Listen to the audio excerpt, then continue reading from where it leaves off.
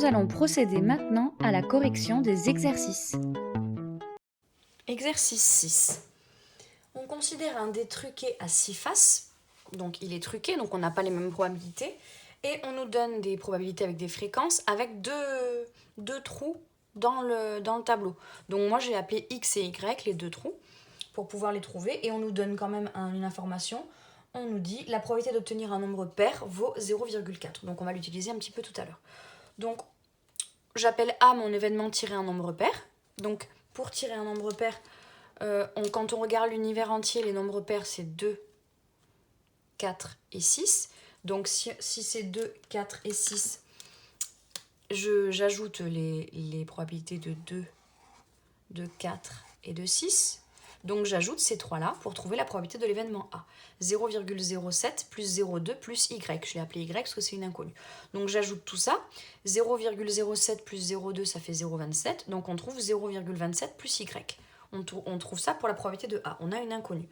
Mais on nous dit dans l'exercice que la probabilité d'obtenir un nombre pair, ça vaut 0,4. Donc on sait ce que ça vaut P de A. On sait que ça vaut 0,4.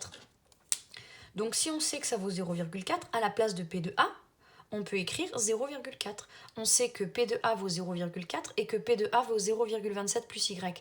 Donc ça veut dire que 0,4 égale 0,27 plus Y. Ça nous donne une équation. On fait passer le plus 0,27 de l'autre côté, ça devient moins 0,27. Et 0,4 moins 0,27, ça nous donne Y égale 0,13. Donc on a réussi à déjà compléter un morceau du tableau parce qu'on a trouvé F6. On a trouvé 0,13. Ensuite, pour trouver le dernier, pour trouver le X, on sait aussi que la somme de toutes les probabilités fait 1. Si on ajoute tous les pays, on doit tomber sur 1. C'était la définition du tableau. Donc si on ajoute tout, on fait 0,11 plus 0,07 plus X plus 0,2 plus 0,15 plus Y, on doit tomber sur 1 à la fin. Ensuite, on calcule. Petit à petit, moi j'ai calculé 0,11 plus 0,07, 0,2 plus 0,15, et Y on l'a trouvé juste avant, on a trouvé que c'était 0,13. On ajoute tout ça, on ajoute 0,18 plus 0,35 plus 0,13, on trouve 0,66, donc on obtient X plus 0,66 égale 1. Ensuite, je fais passer le plus 0,66 de l'autre côté du égal, ça me donne moins 0,66, et 1 moins 0,66, ça me donne 0,34. Donc on a fini le tableau. Si vous voulez le réécrire, il y a 0,11, 0,07, 0,34, 0,2, 0,15 et 0,13. Voilà les 6 nombres, les 6 pays en dessous de F1, F2, F3, F4, F5 et F6.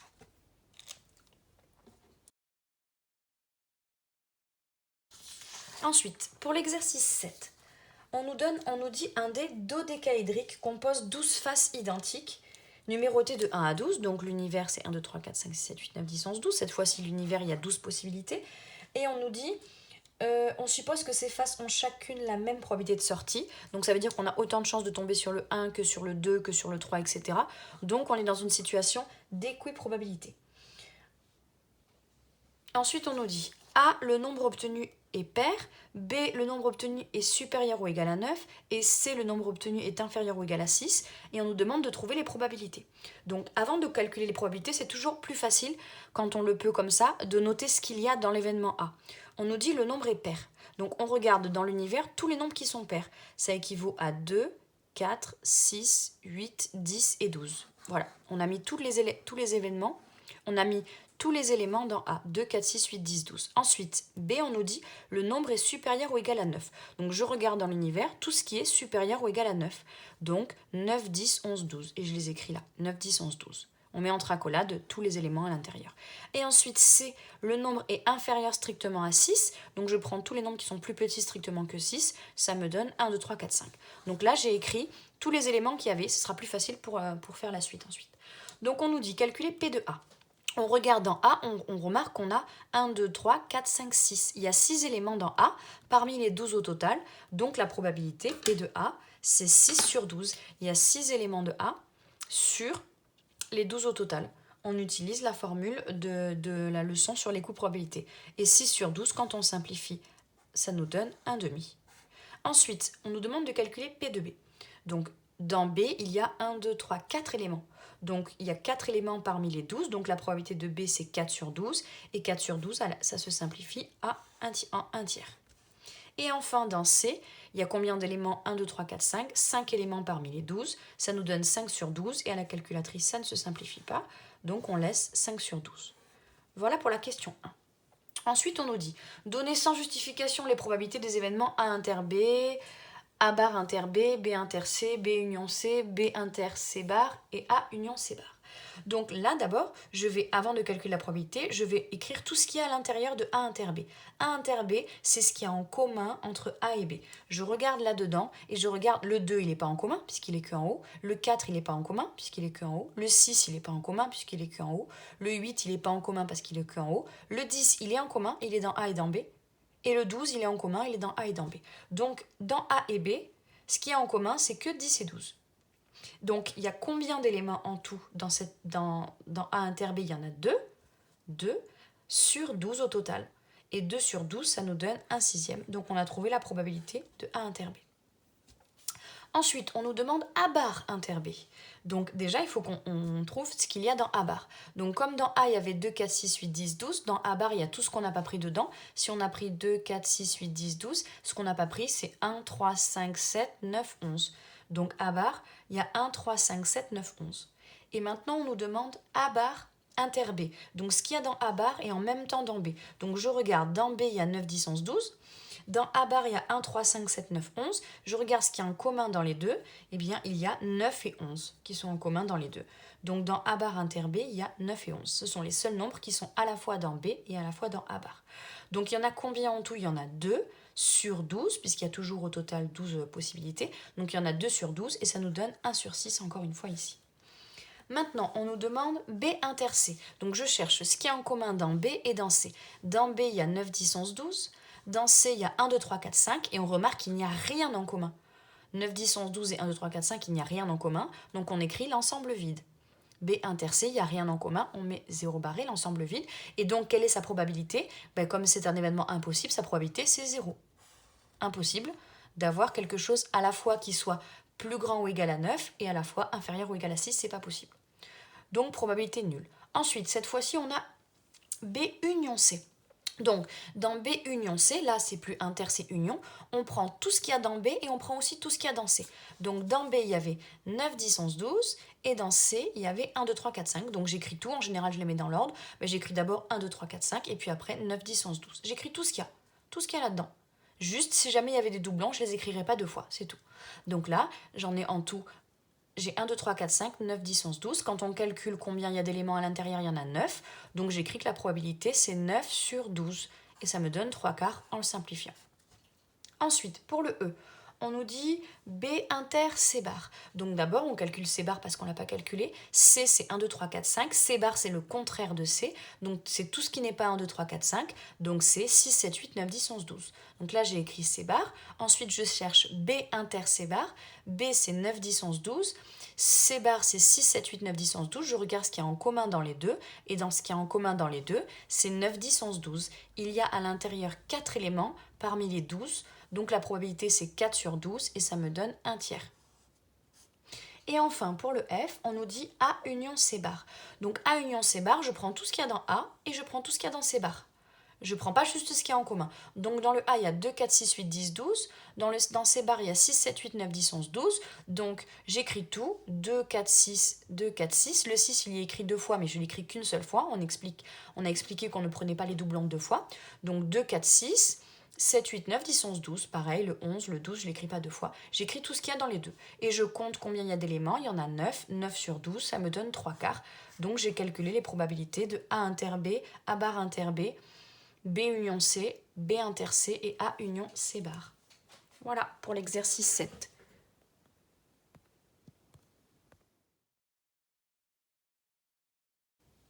Exercice 8, on considère l'expérience aléatoire consistant à jeter 2 dés à 6 faces et on ajoute les valeurs des 2 dés, donc on fait une somme.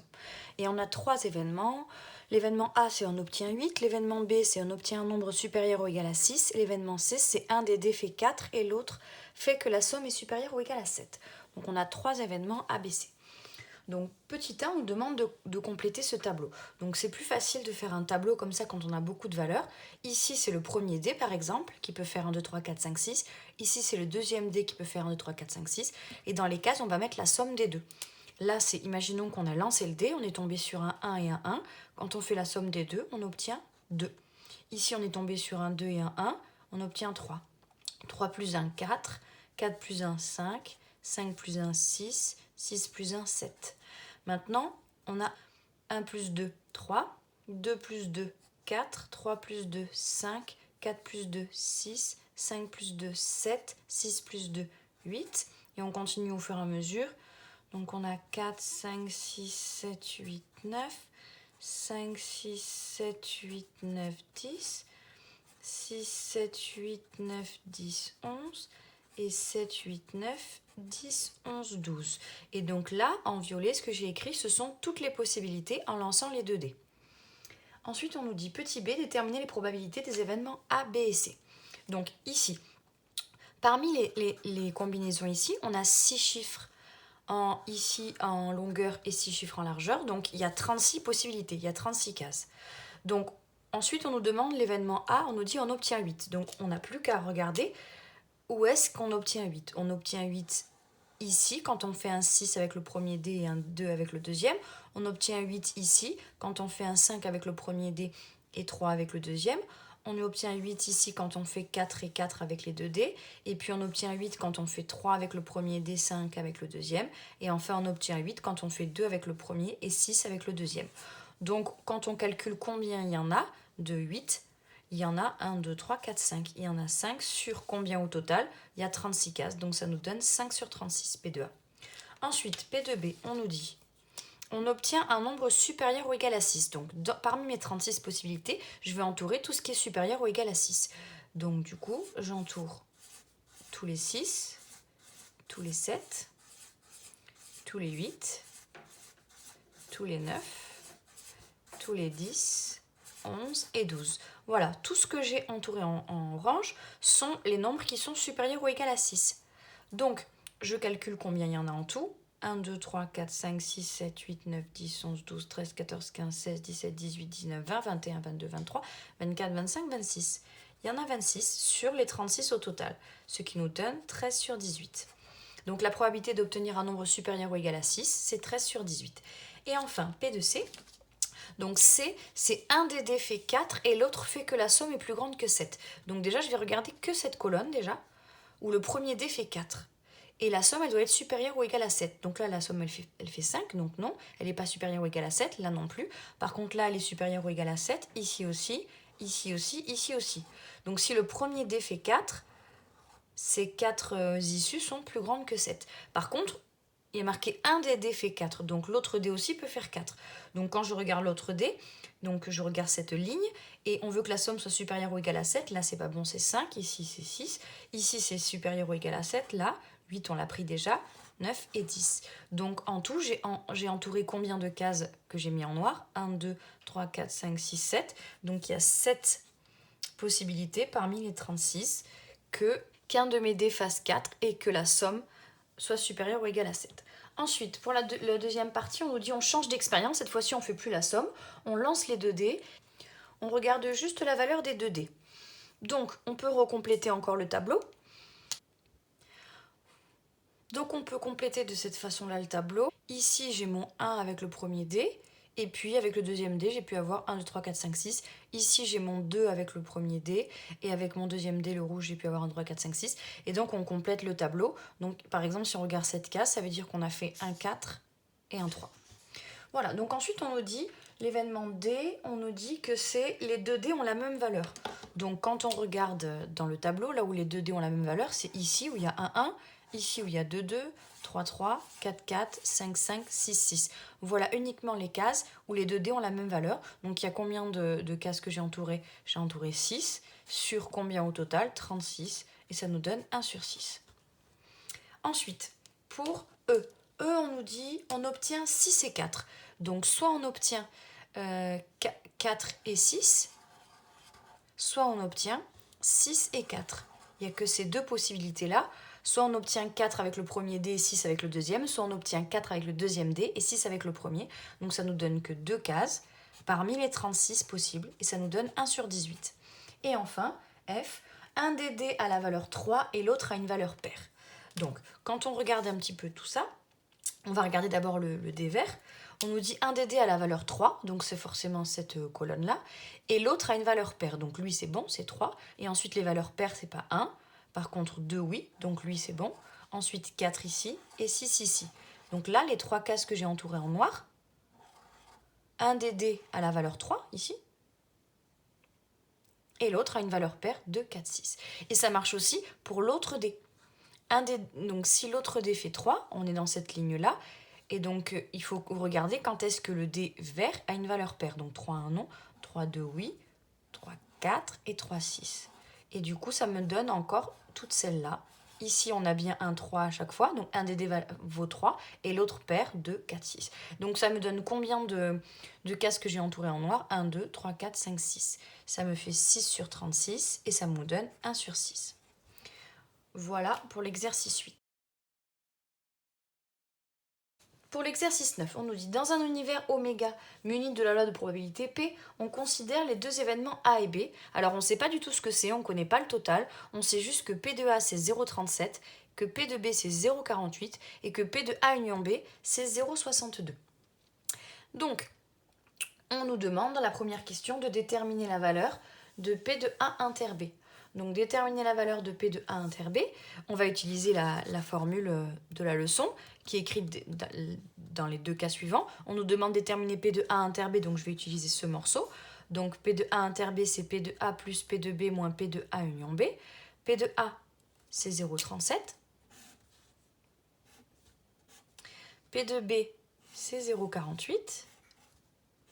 Et P de A union B, c'est 0,62. Et on fait les calculs, 0,37 plus 0,48 plus 0,62, et on obtient 0,23. On a répondu à la première question. Donc, dans la deuxième question, on nous dit ensuite de colorier certaines valeurs. Donc, on nous dit de colorier A bar, inter B. Donc, A bar, inter B, c'est tout ce qu'il y a dans A bar et en commun dans B. Donc, dans A bar, on a tout ça, tout ce qu'il n'y a pas dans A. Donc on pourrait tout colorier, mais en même temps on veut que ce soit aussi dans B, et dans B on a tout ça, donc je colorie uniquement ce qu'il y a dans les deux. Voilà, ce morceau-là il est bien dans A bar, puisqu'il n'est pas dans A, et il est bien dans B. Donc là j'ai colorié A bar inter B. Ensuite là on nous demande de colorier A bar union B. Donc A bar déjà, quand il y a union on prend tout, donc déjà on peut prendre tout A bar. Donc si je prends tout A bar, je colorie tout ce qui n'est pas dans A, ça c'est A bar. Voilà. Tac. Et je rajoute le morceau de B que j'avais pas pris, donc je rajoute ça. Voilà, là j'ai colorié, j'ai tout ce qu'il faut. Et ensuite on nous demande de déterminer la probabilité des événements suivants. Donc là, comme A bar inter B, celui-là il n'est pas au programme cette année. Vous pouvez l'enlever, vous, de la fiche d'exercice. Ceux qui font cet exercice-là, ça veut dire qu'ils font la spécialité maths l'année prochaine. Donc vous pouvez enlever la suite. C'est pas au programme pour l'instant, pour cette année. L'année prochaine, oui. Donc ici, on nous demande de déterminer la probabilité des événements suivants. Donc on va calculer probabilité de A bar, P de A bar. Donc, pour calculer P de A bar, on va utiliser la formule de la leçon. P de A bar égale 1 moins P de A, le contraire de A. Et donc, on sait que P de A, c'est 0,37. Donc P de A bar, c'est 1 moins 0,37. Et ça nous donne 0,63. Donc on a calculé P de A bar. Voilà pour l'exercice 9. Pour l'exercice 10, un établissement scolaire ne propose que 2 activités périscolaires, un club de théâtre et un atelier d'initiation à la programmation. On sait qu'il y a le même nombre d'inscrits dans ces 2 activités. On appelle T, un élève est inscrit au théâtre, on appelle P, un élève est inscrit à l'informatique, et on nous donne 2 informations. On nous dit que la probabilité de T inter P, c'est 0,13, et la probabilité de T union P, c'est 0,47. Donc, on nous dit quand même dans l'exercice une 3e information, on nous dit qu'il y a le même nombre d'inscrits dans les 2 activités. Donc, s'il y a 10 inscrits à l'informatique et 10 inscrits au théâtre, ben, la probabilité d'être inscrit au théâtre, c'est la même que la probabilité d'être inscrit à l'informatique. Donc, comme il y a les mêmes nombres d'inscrits, les probabilités sont les mêmes. Donc, ça veut dire que P de T égale P de P. La probabilité d'être inscrit au théâtre, c'est la même que celle d'être inscrit à l'informatique. Et ensuite, on nous demande de trouver les probabilités de T et de P. Donc nous, ce qu'on connaît, c'est l'intersection et l'union. Donc on peut utiliser la formule avec l'intersection et l'union. Donc on a P de A union B égale P de A plus P de B moins P de A inter B. On utilise la formule. On remplace A et B par T et P. Donc ça me donne P de T union P égale P de T plus P de P moins P de T inter P. C'est la même formule en ayant remplacé A et B par T et P. Et une fois qu'on est là, on fait passer le moins P de T inter P de l'autre côté de l'équation et ça se transforme en plus. Donc on a P de T union P plus P de T inter P égale P de T plus P de P. P de T union P dans l'exercice, on l'a, c'est 0,47. Ensuite, P de T inter P, on l'a dans l'exercice, ici, c'est 0,13. Et P de T plus P de P. Et quand on ajoute ces deux-là, 0,47 plus 0,13, ça fait 0,6. Donc on a 0,6 égale P de T plus P de P. Comme on sait, d'après ce que j'ai écrit ici, que la probabilité d'être inscrit au théâtre et à l'informatique, c'est la même. Si on a 0,6 égale théâtre plus informatique, on divise par 2, 0,6. 0,6 divisé par 2, ça fait 0,3. Et donc, chacune des deux probabilités fait 0,3. 0,3 plus 0,3, ça fait bien 0,6. Donc, on a répondu à la question. La probabilité d'être inscrit au théâtre, c'est 0,3. Et la probabilité d'être inscrit au club informatique, c'est 0,3. Voilà pour l'exercice 9.